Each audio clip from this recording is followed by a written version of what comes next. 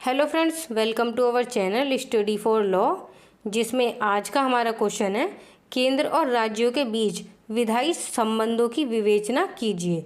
Discuss the legislative relation between centre and state. जो केंद्र है और राज्य है, इन दोनों के बीच जो विधायी संबंध है वो बताना है। और इस क्वेश्चन को दूसरी तरीके से ही पूछ सकते हैं कि केंद्र और राज्य के बीच विधि बनाने की जो शक्तियां हैं वो बताइए। इस तरह से भी इस क्वेश्चन को पूछ सकते हैं। आपको क्वेश्चन को अच्छे से समझना है, देन उसका आंसर करना है। केंद्र और राज्य से संबंधित आपसे कुछ भी पूछा जाए कि केंद्र और राज्य के बीच विधायी संबंध बताइए या फिर केंद्र और राज्य के बीच विधि बनाने की जो शक्तियाँ हैं वो बताइए, आपको यही क्वेश्चन लिखना है। ठीक है।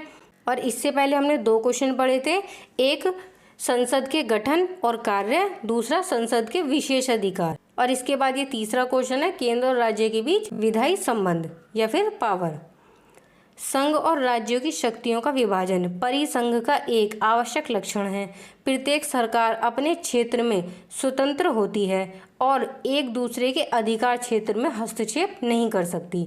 जो प्रत्येक सरकार है वो अपने क्षेत्र में, अपने राज्य में स्वतंत्र होती है और वो एक दूसरे के राज्य में, एक दूसरे के क्षेत्र अधिकार में हस्तक्षेप नहीं कर सकती। भारतीय संविधान विधायी शक्तियों लेजिस्लेटिव पावर को दो श्रेणियों में विभाजित करता है। जो इंडियन कॉन्स्टिट्यूशन है वो विधायी शक्तियों को, लेजिस्लेटिव पावर को दो श्रेणियों में बांटता है। पहला क्षेत्र से संबंधित और दूसरा है विषय वस्तु से संबंधित। Related to the area, related to the subject matter. Article 245 के अनुसार संसद भारत के संपूर्ण राज्य क्षेत्र या उसके किसी भी भाग के लिए विधि बना सकती है। जो संसद है, पार्लियामेंट है, वो भारत के संपूर्ण राज्य क्षेत्र में या फिर किसी भाग के लिए विधि बना सकती है, और ये लिखा हुआ है आर्टिकल 245 में। और किसी राज्य का विधानमंडल, स्टेट लेजिस्लेचर, उस संपूर्ण राज्य के अलावा उसके किसी भाग के लिए विधि बना सकता है। प्रत्येक राज्य में विधानमंडल होती है और वह उस राज्य के लिए कानून बनाने का कार्य करती है। वो या तो उस राज्य के संपूर्ण राज्य क्षेत्र के लिए या फिर उस राज्य के किसी भाग के लिए विधि बना सकती है। जो संसद है वो संपूर्ण भारत के लिए विधि बना सकती है और जो विधानमंडल है वो बनाती है उस राज्य के लिए। इसके अलावा संसद द्वारा बनाई गई विधियां न केवल भारत के राज्य क्षेत्र के भीतर स्थित व्यक्तियों और संपत्ति पर लागू होगी, बल्कि विश्व के किसी भी भाग में निवास करने वाले भारत के नागरिकों और उनकी वहां स्थित संपत्ति को भी लागू होगी। कोई भारत का नागरिक अगर भारत के अलावा किसी विदेशी राज्य में रहता है और उसकी वहां पर कोई संपत्ति है तो उसकी उस संपत्ति पर भारतीय कानून लागू होगा। कब तक? जब तक वो भारत का नागरिक होगा। भारत ने कनाडा की सबल प्रणाली का अनुसरण किया, लेकिन इसमें समवर्ती सूची भी जोड़ी। भारत सरकार अधिनियम की 3 सूचियों को भारतीय संविधान में अपनाया गया। जो भारतीय संविधान है उसमें 3 सूचियां हैं, संघ सूची, राज्य सूची और समवर्ती सूची। इन 3 सूचियों पर कानून बनाने का कार्य करती है हमारी संसद और विधानमंडल। ठीक है, आगे पढ़ते हैं। भारतीय संविधान के अंतर्गत 3 सूचियों को अपनाया गया था। पहली सूची है संघ सूची, राज्य सूची, समवर्ती सूची, और इन सूचियों को लिया गया था कहाँ से? कनाडा से। याद रखना इस बात को, ये इम्पोर्टेंट पॉइंट है। जितने भी लोग किसी भी गवर्नमेंट एग्ज़ाम की तैयारी कर रहे हैं उसमें इस तरह के क्वेश्चन आते हैं कि संघ सूची में कितने मैटर हैं, राज्य सूची में कितने मैटर हैं, समवर्ती सूची में कितने मैटर हैं, और ये जो प्रावधान है संघ सूची का, राज्य सूची, समवर्ती सूची का, इसको कहाँ से लिया गया था? कनाडा से लिया गया था। ठीक है। इसमें पहले 97 विषय थे, इसमें 66 विषय थे और इसमें 47 विषय थे। लेकिन वर्तमान में यूनियन लिस्ट में 100 विषय हैं, स्टेट लिस्ट में 61 विषय हैं, कंकरेंट लिस्ट में 52 विषय हैं, और ये सारे विषय आप पढ़ सकते हो आपके शेड्यूल 7 में। ठीक है। संघ सूची में 100 विषय हैं जिसमें से कुछ मुख्य विषय हैं। जो संघ सूची है उसमें 100 विषय हैं, लेकिन आपको कुछ मुख्य जो विषय हैं, कुछ जो जरूरी हैं उनको याद रखना है। जैसे कि देश की रक्षा, विदेशी संबंध, युद्ध और संधि, नौसेना और वायुसेना, परमाणु ऊर्जा, रेल, वायुमार्ग, समुद्री जहाज, डाक, तार, टेलीफोन, बेहतर ब्रॉडकास्टिंग, विदेशी व्यापार, नागरिकता, जनगणना, मुद्रा, विदेशी ऋण, रिजर्व बैंक, सीमा शुल्क, निगम कर आदि, इन सभी विषयों पर संसद ही कानून बना सकती है। ये जो आपकी 3 लिस्ट हैं, इन पर कानून बनाने का अधिकार संघ सूची पर संसद को अधिकार है, राज्य सूची पर विधानमंडल को अधिकार है और संवर्ती सूची पर इन दोनों का अधिकार है, राज्य को भी और संघ को भी। संसद और विधानमंडल दोनों ही संवर्ती सूची पर कानून बना सकती हैं। और ये संवर्ती सूची में 47 विषय पहले थे, 52 विषय अब हैं।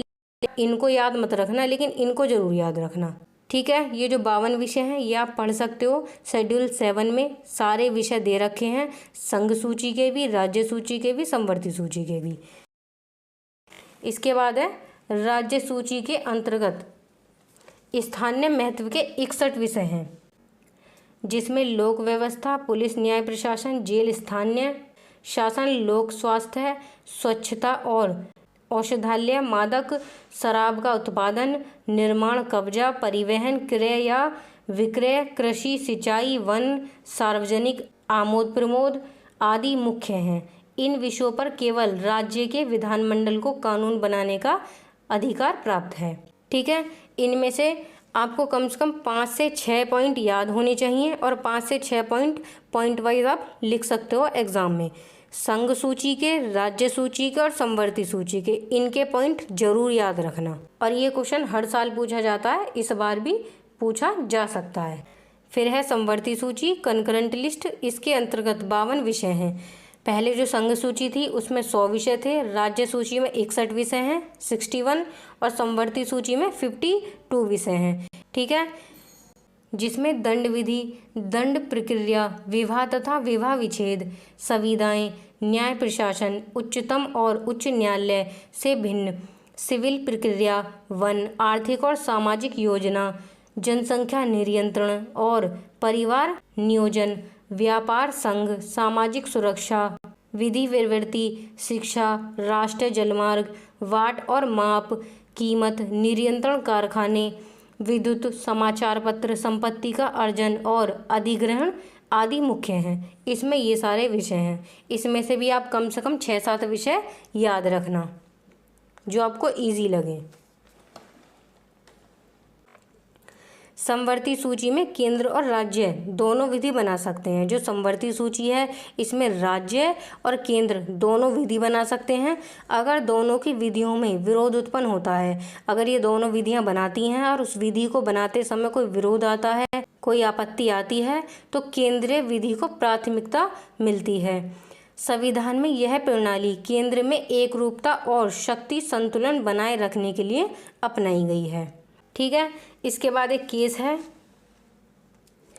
दीपचंद बनाम उत्तर प्रदेश राज्य, AIR ऑल इंडिया रिपोर्टर 1959 का ये केस है। इस मामले में सर्वोच्च न्यायालय ने एक महत्वपूर्ण निर्णय दिया जिसे प्रतिकूल का नियम या रिपिग्नेंसी का नियम कहा जाता है। इस निर्णय के अनुसार जब केंद्रीय विधि और राज्य द्वारा बनाई गई विधि एक ही विषय पर होती है तो केंद्रीय विधि प्रभावी होगी और राज्य द्वारा बनाई गई विधि निष्प्रभावी होगी। जब दोनों एक ही विषय पर कोई नियम बनाते हैं, कोई विधि बनाते हैं, तो उसमें जो केंद्र है उसकी विधि को मान्य माना जाएगा और जो राज्य है उसको निष्प्रभावी कर दिया जाएगा, ठीक है। यानी कि संसद की जो विधि है, जो संसद विधि बनाएगी उसको लागू किया जाएगा, ठीक है। बस यहीं तक था ये क्वेश्चन। इसके बाद इसको याद करने के लिए कुछ इजी कीवर्ड देख लेते हैं जिससे ये क्वेश्चन आपको आसानी से याद हो जाएगा। एग्ज़ाम के पर्पज़ से आप इस क्वेश्चन को इस तरह से तैयार कर सकते हो। जो केंद्र और राज्य की शक्तियां हैं उनको 2 श्रेणियों में बांटा गया है। पहला क्षेत्र से संबंधित, दूसरा विषय वस्तु से संबंधित। आर्टिकल 245 में बताया गया है कि संसद जो है वो पूरे भारत के लिए या फिर उसके किसी भी राज्य क्षेत्र के लिए कानून बना सकती है और जो राज्य की विधानमंडल है वो संपूर्ण राज्य के लिए, पूरे राज्य के लिए या फिर उस राज्य के किसी भाग के लिए विधि बना सकती है। और संसद द्वारा जो विधि बनाई गई है वो न केवल भारत के अंदर बल्कि भारत के बाहर जो भी नागरिक रह रहा है उस पर भी, उसकी संपत्ति पर भी लागू होगी। भारत ने कनाडा की प्रबल केंद्र प्रणाली का अनुसरण करते हुए समवर्ती सूची को जोड़ा था और भारत सरकार ने 3 अनुसूचियों को अपनाया था जो कहाँ से ली गई थी, कनाडा से। 3 अनुसूचियाँ ये हैं, संघ सूची, यूनियन लिस्ट जिसमें 100 विषय हैं। इसमें से कुछ विषय याद रखना, जैसे रक्षा है, विदेशी नीति है, युद्ध संधि है, परमाणु ऊर्जा है, रेलवे है, वायुसेना है, डाक, मुद्रा, RBI, नागरिकता, टैक्स।